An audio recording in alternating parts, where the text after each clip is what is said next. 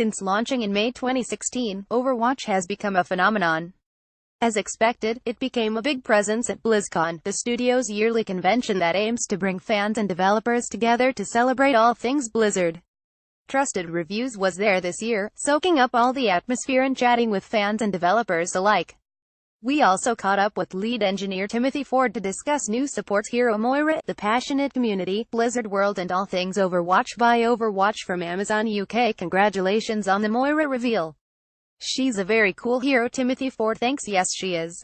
I played a couple of matches and was really surprised how effective she is as both a support and offensive hero. Was there a struggle finding a balance to make her effective against enemies, but primarily a force for helping your team? TF I think so, absolutely. Did you play her in Blizzard World? Yep. TF she, as an offensive character, is very effective in close quarters and very effective against barriers. In that context, she can be a really devastating, and if you ever get caught only on one against Moira in a closet, it's not pretty. That balance is tricky because what you're trying to do is make sure she's not just a light DPS damage per second hero. And I think has a similar type of approach because you have to focus on one task at a time. You need to make sure they can hold their own in a certain context, and that's a balance we definitely wanted to strike. She kinda fulfills this fantasy of this, like, health-draining wizard science thingy.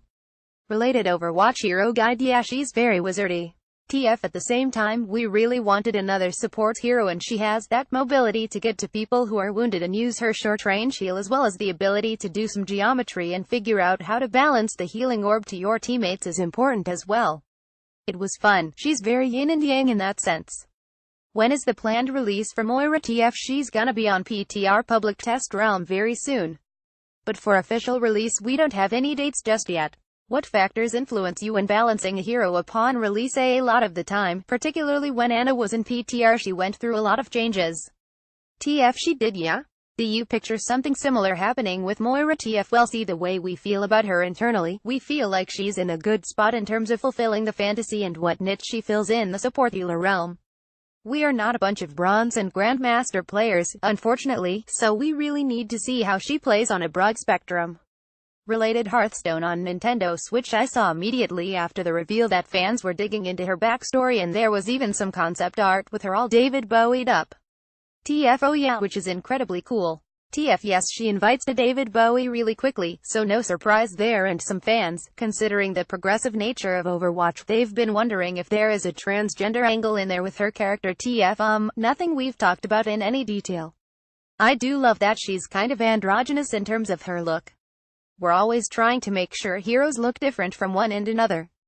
Not just, I mean, there's gameplay ramifications for that, right? They have to have a unique silhouette so you can spot them on the battlefield real quick. Oh, for sure. TF but then, like, you go to BlizzCon and you see these cosplayers and they love these heroes, so if we can give them a variety of heroes that have an achievable look for you as individuals, if you want to cosplay as her, well, that's just rad.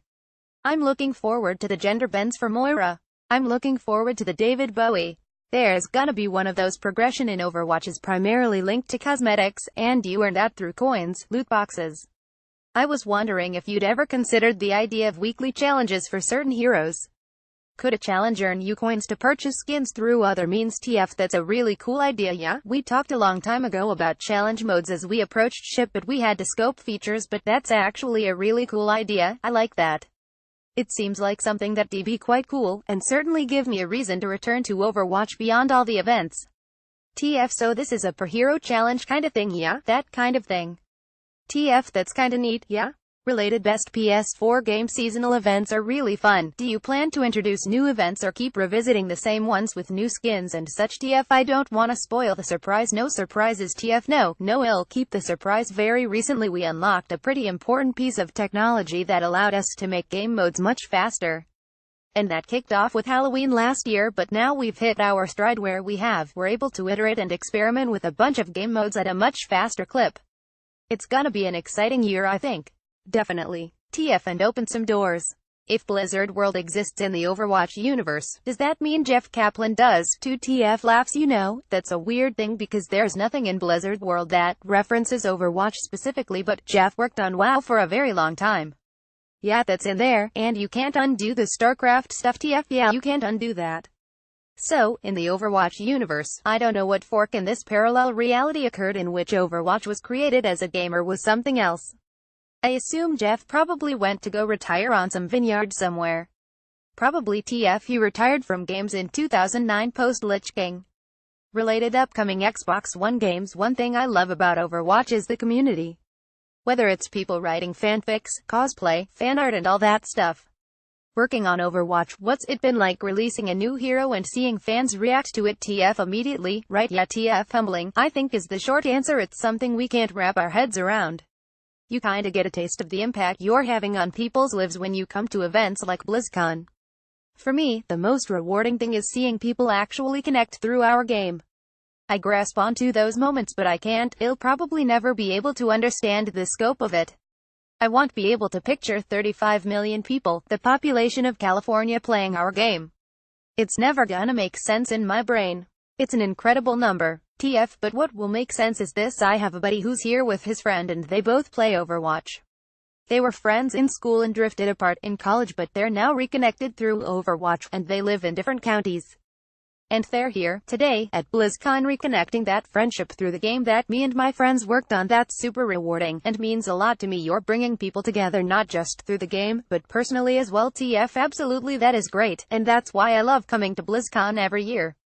Must be something you love about your job as well. TF, top of the list actually. Sorry, top of the list is probably working with my friends, with these incredibly talented people. But a close second is understanding the impact of these social games Blizzard makes. We make these games where people play with their friends. They stay connected with their families. I play with my cousin, I play with my brother. After my kids go to bed, I'm playing with my friends, and very often they're Blizzard games.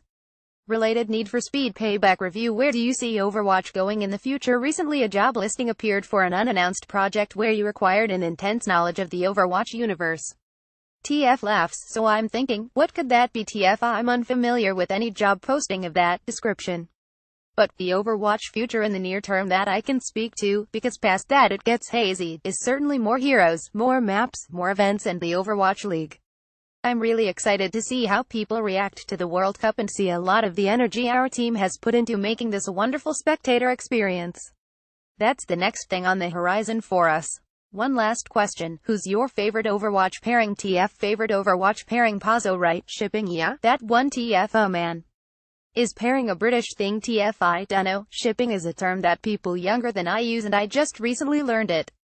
Oh man, that's rough. I couldn't give you a romantic one, but I'd have to go with the Anna-Jack Morrison pairing. Oh, they've got a really good story. TF, yeah, cause it's a deep story and it's these two superheroes who are away from the game.